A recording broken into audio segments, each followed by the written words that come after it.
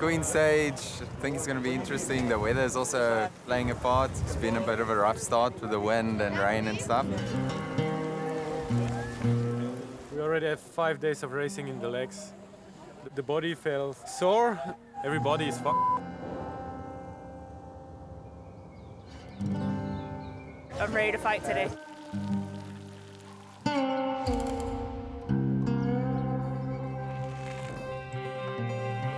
Merino camp awoke to an unusual scene ahead of stage 6 of the Nedbank gravel burn. A grumpy Mother Nature had risen very early and a ferocious wind was barreling down off the ridgeline. The riders were up early and preparing for the Queen stage. But this was no ordinary wind. The remote mountainous Eastern Cape was being battered by near gale force gusts driving an impending rainstorm towards the burn camp. With dark clouds looming, the Nedbank gravel burn logistics director Richard McMartin advised the riders to hunker down for a short while. This is beautiful! In contrast to the tempestuous weather, the vibe in the burn community was one of relative calm.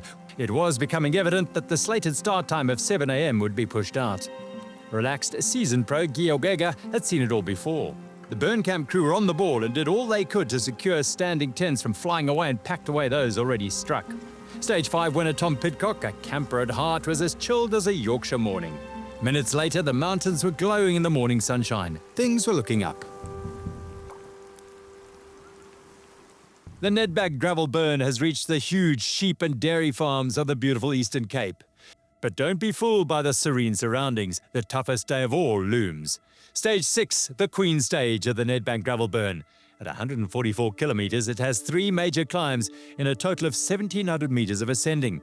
The route takes them into the remote Eastern Cape bush over some of the roughest terrain of the week. The major challenge comes in the form of the 16-kilometer ride up to Wynneck at 80 kilometers. With the GC so tight, the short Blue Crane ramp could be pivotal.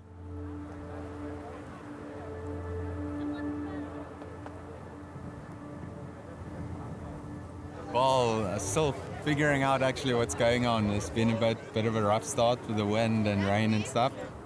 Yeah, Queen stage, I think it's going to be interesting. The weather is also playing a part.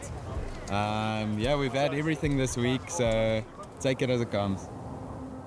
I guess I knew it would probably at least be a delayed start with the weather. We've got 2 main climbs, I guess you could say. But I think, especially with this wind, it's like safety on the descents is going to be the most important thing because we will be going so fast with this tailwind. Well, it feels like it's about lunchtime, even though it's almost 8 o'clock in the morning. We've been up since God knows what time, 3 a.m. with the wind, sleeping in a tent. Yeah, a bit of an eventful morning, been exciting. I like tricky conditions, so for me it was like, okay, let's go. So yeah, maybe it was my only chance to get back on GC, so yeah, I was happy, but I also understand for security it's not the best. At this point, I just need to kind of watch Simone and try and not let any more time go away. That's my biggest concern right now. With these super tailwinds, like if someone does get away, it's really hard to get back. So yeah, we're gonna have to watch each other like hawks. We woke up to crazy, crazy winds, seriously dangerous. So yeah, and then a storm came over and everything seemed to calm down, so now we've been given the go-ahead to start. But as the storm has passed, the wind's picking up again, so I'd say it's pretty dangerous out there. I'm really hoping we're going to make the right call. Sounds like it might be neutralized. I think that would be the right call. Yeah, I mean, as professional cyclists, we're always like walking the line, between danger and doing our jobs. So I'm really hoping that as a collective, if the race is on as a collective, as the racing group, that we can be sensible and not put our lives in danger.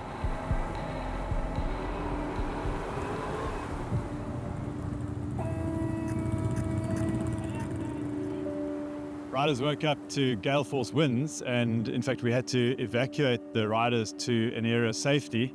Eventually when the rain came, the wind died down and we were able to start an hour delayed, and we chose to neutralize the first stage of the race up until the first water point. At that point, the winds were still blowing, and it was a discussion between the race officials, the commissaire, and in fact the leading riders that agreed it would not be safe to actually race with a tailwind into probably the most treacherous and tricky rocky descents in the entire course. So the stage was neutralized, and riders effectively rode within themselves and didn't race in the descents into the Gwanishi burn camp. We feel vindicated that we in fact did make the right decision, and that we can look forward to a final day of racing tomorrow.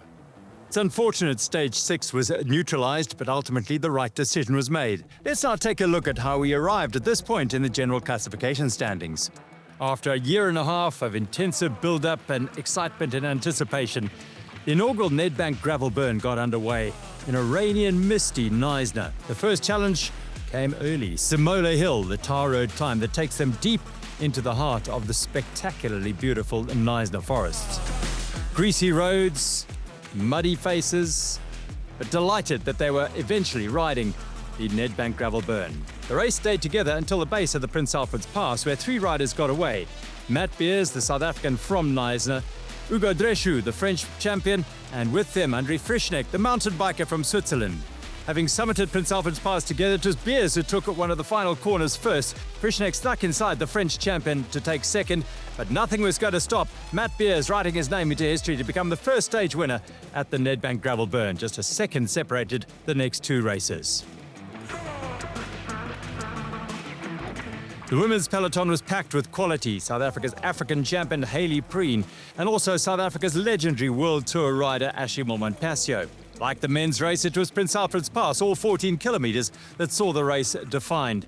4 riders got away: Hayley Preen, Ashley Montpasio, Melissa Rollins, and Axel Dubois-Prévost, the French champion. Montpasio and Dubois-Prévost matched each other pedal stroke for pedal stroke up the long and tortuous winding road of Prince Alfred's Pass. On the descent again, they couldn't be separated. Dubois-Prévost went into the first corner first and emerged onto the field in first place as well. She had the firepower to hold off Ashley Montpasio, and the French champion won the first stage in the women's elite race. She would wear the Assos Ember Leaders jersey 1 second ahead of Ashley Montpasio Preen in third place. Leaving the Zondag farm in Avontuur after their first night in a burn camp, the men's elite group headed for Willemore, 108 kilometers away. The brutal steep ascent was for many riders a nightmare of rocks, stones and loose terrain, stunting momentum and forcing them off their bikes on occasion as they dug deep to reach the summit. The carnage was real and the peloton was shattered. The powerhouses of Baum and Beers prevailed. With second on GC, André Frischneck dropping back, and third, Hugo Dreschu also struggling. National champion Marco Huber of South Africa tried to gain some time on GC, as did his teammate Tristan Nokier. Eventually, they too were caught, leaving Lucas Baum and Matt Beers to fight it out for the win. And Beers' feared power prevailed. He took a second consecutive stage victory ahead of the hard-working German, with Simon Pelloud 14 seconds back in third. The women's elite bunch was still all together when they hit the gravel out of Uniondale. The Charlotte was stage defining as well. Melissa Rollins was first to dismount. Hayley Preen lasted a little longer before she too had to run her bike to the top. But with the race leader and motivated chasers in hot pursuit, their lead was short-lived and they were caught by Dubois-Prévost, Montpasio, Rollins, Olivia Hottiger and Hayley Smith. The group got bigger. Lauren Stevens and Whitney Allison bridged across to them. The fight to get into the corner first was real. Melissa Rollins leading Hayley Preen and Dubois-Prévost in. The unlucky South African Preen was to puncture and a chance of victory gone. Rollins drove hard for the line, but Dubois-Prévost hunted down first Hayley Smith and then Rollins and powered past the American to secure a second consecutive stage win in thrilling fashion on the streets of Willemore.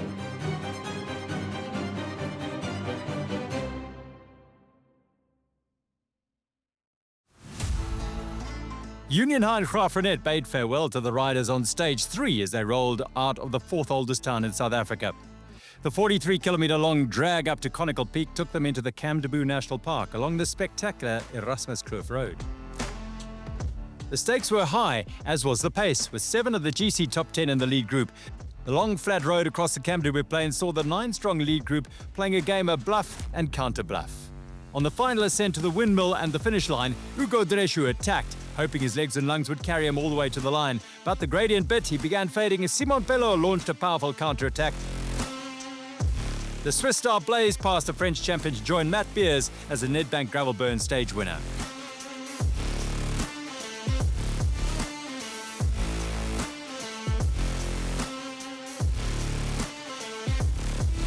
After 2 days of racing, the women's GC had Axel Dubois-Prévost leading Ashley Montpensier by 13 seconds, Melissa Rollins 1:46 down.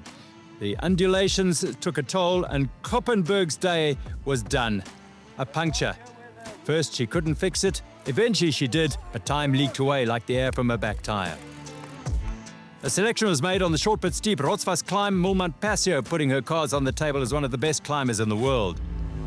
The net effect was that by the time they reached the flat roads and the river crossing, a select group of 8 were away and preparing to fight for the stage win. Among them, Preen, Smith, Jana Gigler, the Austrian champion, Montpensier, Dubois-Prévost, Stevens and Hottinger. On a long flat drag towards Blauwater Farms and the burn camp, Preen and Montpensier dragged them closer to the finish. But disaster for Preen. She stopped after a long strand of wire had wound its way around her front hub. A second day in succession, the African champion's stage hopes had been dashed by wretched luck. The remaining 7 riders approached the final climb.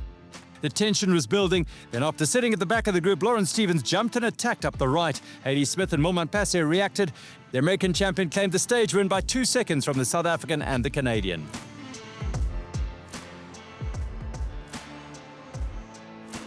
You're watching the Nedbank Gravel Burn. The out and back loop from Blauwater Camp offered both opportunities and risks for stage hunters and GC chasers. The men's elite batch was whittled down to 16 riders on the first of 3 tough climbs. The wide open spaces of the Sneeuwberg Conservancy was a sight for sore eyes. The lead bunch were given a first-hand dramatic view of the wildebeest that roam these beautiful plains. German champion Andreas Seewald's hopes of making an impact on the race were compromised by a puncture which he fixed with the aid of a CO2 cartridge and a dose of calm and experience. On the drag towards the Kompas climb, Tom Pidcock faded, preserving his legs for a tilt at a stage win later in the race. Simon Pelot launched a powerful attack that only the Ember leader jersey Matt Beers could follow. Pelot went hard up at Tafelkop, but an exhibition of fearless descending by Beers saw to it that the specialized off-road racing rider could open a sizable gap and use his formidable power on the drag to the line and claim a 3rd stage win in 4 days.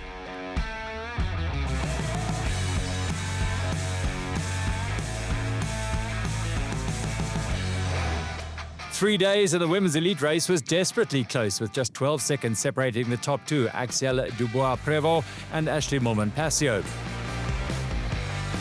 Stage 3 winner Lauren Stevens launched a trademark attack, but the bunch were not going to let the American champion go and hauled her in double quick time. Preen, for a 3rd day in a row, met with bad luck. She had to stop to reset a ship chain. But the biggest casualty of the day was the race leader, Dubois-Prévost, who suffered a double puncture and had to stop at the neutral tech zone. The distraught Frenchwoman was to lose nearly 10 minutes on the stage. It was tense racing and Hayley Smith clashed with Stevens and hit the dirt. The final climb saw Koppenberg's gutsy assault on the stage and GC fade. Rollins then bolted down the descent and eventually, having got past the other 2, Preen set off in pursuit. The South African drew closer, but American Rollins carried too much power over the last kilometers and took the stage win.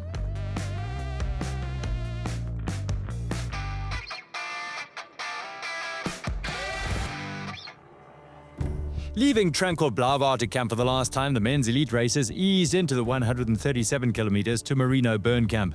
5Ks in and Matt Beers suffered a first mechanical of the week. Within moments, the race leader got help from his teammate Johan van Zyl, who donated a wheel, and a second teammate, Travis Stedman, guided him back to the main bunch. All the GC contenders, as well as double Olympic mountain bike champion Tom Pidcock, were still in the mix. Stage honours were still wide open. At the base of the final 11-kilometer climb up Swarzuk Pass, Andreas Seewald launched a bold attack and rode away from the peloton, where the GC tussle was intensifying. Seewald, the German champion, led by just over a minute at best. Having kept his powder dry for 4 days, Pidcock then rode away from the bunch and started chasing down Seewald on the brutal climb. 6 kilometers from the summit, Pidcock caught and passed the former mountain bike marathon world champion. Pidcock was a man on a mission, one of the world's most versatile riders clearly wanting a stage win. And after just under 4 hours, Tom Pidcock crossed the finish line at the summit of the Swaziland Pass to add a stage win at the Nedbank Gravel Burn to his glittering palmares. The battle of the GC unfolded dramatic, Simon Pelot slicing 24 seconds of Matt Beers, who rolled into the finish line in 5th. Just more than half a minute is all that separates Beers and Pelot after 5 days of racing. 1:46 is the gap between Hugo Dreschu and Lucas Baum in 2nd and 3rd. The big losers, Nokia and Hubert, both had punctures. The former just over 9 minutes down, the latter dropped to 6th. Simone and I are super close, 33 seconds now. And then to 3rd, it's around, I think it's around 5:40 something. So obviously that is a nice buffer, but I mean, yeah, it takes almost one like decent puncher. Yeah, with these next 2 stages, he's going to be, I think we're just going to mark each other, and he's going to try and attack on that climb tomorrow. And I just hope I can follow at this point and maybe get him back afterwards. We have a super good relationship, and we are racing each other really hard, but at the same time we respect each other a lot, and that's fair racing. I did everything I could, and so did he, and the next 2 days are going to be absolute ding-dong. With new leader Ashley Montpassio in the Assos Ember leader jersey, the women's elite bunch took a conservative approach to the longest day yet, and by the time they rolled over the Wapatsberg Pass, they were a big group of 23 riders. A passing bunch of age group men swept by, and Belgian Emma van Stock latched on and then passed them. And along the railway line section, Jackson had launched a searing attack, the Canadian road champion giving a brief glimpse of the power and speed that carried her to victory at the Paris-Roubaix 3 years ago. The group of GC riders were chasing with intent and caught Van Stock on the short tar section outside Nguba along the Fish River. Jackson led onto the lower slopes of the Swaziland Pass, but eventually the GC race ignited as Lawrence Stevens attacked. Axel Dubois-Prévost and Ashley Montpassio responded, and the trio powered on to catch and pass the tiring Jackson. The French champion and the South African race leader drove home their advantage with conviction that suggested they were in no mood to settle for anything other than a win. In passing an age group rider, Montpassio fell. She remounted while Dubois-Prévost sportingly sat up and waited for her. While the leading pair matched each other pedal stroke for pedal stroke, Stevens was gaining on them and time on her GC rivals. The decisive move came in the last kilometre when Dubois-Prévost began riding away from the Ember jersey. It was a display of impressive power climbing, and the French champion continued to increase her lead to eventually summit the climb and take a 3rd stage win to firmly establish herself as the strongest rider after 5 stages of the Nedbank Gravel Burn.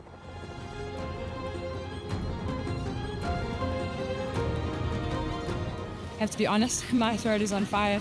I'm hoping I'm going to be able to do the next 2 days. I'm on a downhill slope now with illness, but I had a little crash, unfortunately. I did what I could, and happy to be 3rd and still leading the GC, and hoping I can defend it to the end. To be honest, yesterday, just before going to sleep, I was like, what the I'm doing here? I want to go home. I was doing so well, and I felt like it's unfair. The goal this week to improve myself as a rider with Ashley, with Lauren, with Melissa, and so yeah, it worked for me. So I'm really happy, not because of the win, but also because of the lesson here. The Nedbank Gravel Burn encompasses a wide variety of terrain and landscape throughout its journey from Knysna to Shamwari Private Game Reserve. Let's now meet the man behind the route. My name's Steve Thomas, and I'm the route designer or finder of the Nedbank Gravel Burn. The goal was to find the best gravel riding that we could find. And so I couldn't think of a better place than the Eastern Cape myself. From all the different areas in South Africa, this was my favorite because of the mountains, vastness, the emptiness. The people are amazing and friendly. It's like a nice sense of community out in the farms. I'm kind of attracted to that. And so it's a special place. It's got a lot of really interesting history, I guess, if you're into that. It's got a few corrugated roads as well. That's all part of it, and there's some rough roads as well, but you have to sometimes, in order to get from A to B, you have to link up the nice gravel roads, and in between that you've got, a few more mountain bikey sections perhaps, not much, but at least a dual track here and there, a farm road. One day we might even have a few single tracks, I doubt it, but we might. And then you have to put in a bit of tar. I think was great, to be honest. I think it was well deserved and well earned by the cyclists. They've had 4 days of really hard riding, so a bit of tar I think was well received by one and all. There's no doubt about that, even though it was a very long day. What's the percentage of paved versus unpaved, and how did you kind of come up with that balance? It was a process of like linking infrastructure together like towns. Well, Kevin wanted to start at the sea.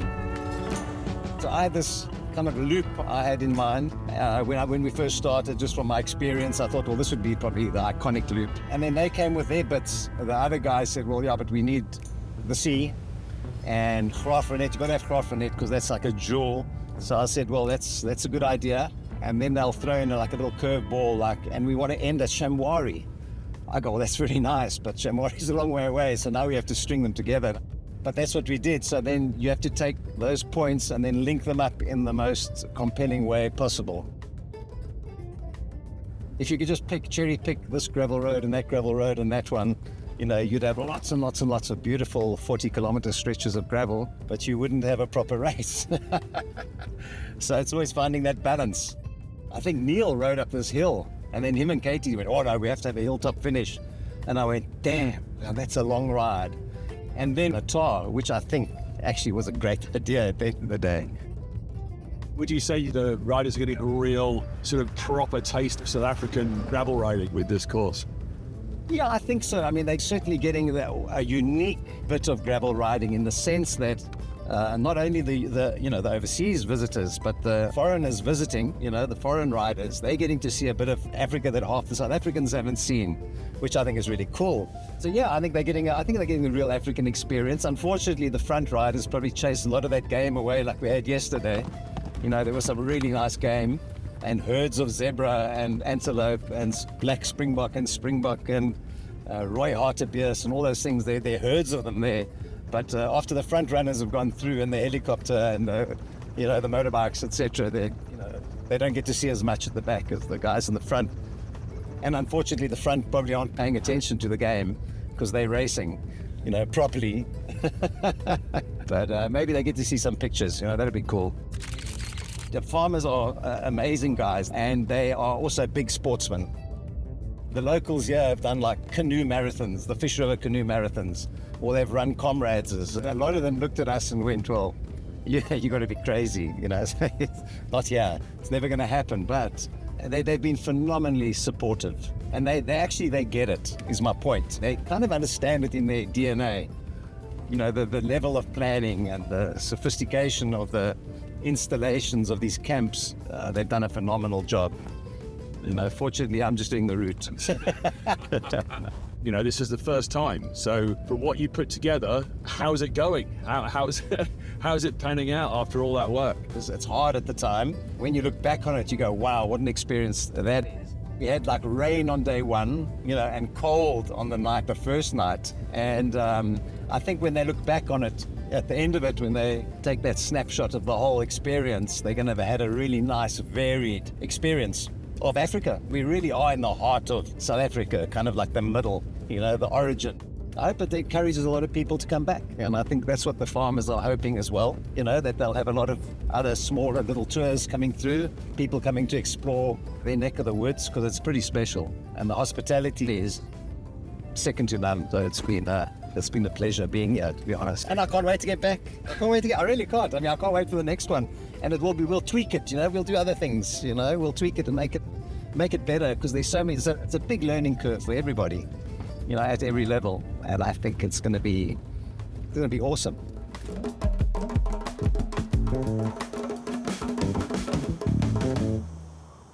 Despite being neutralized, Stage 6 of the first Nedbank gravel burn will live long in the memory of every rider who dealt with the wildly capricious weather.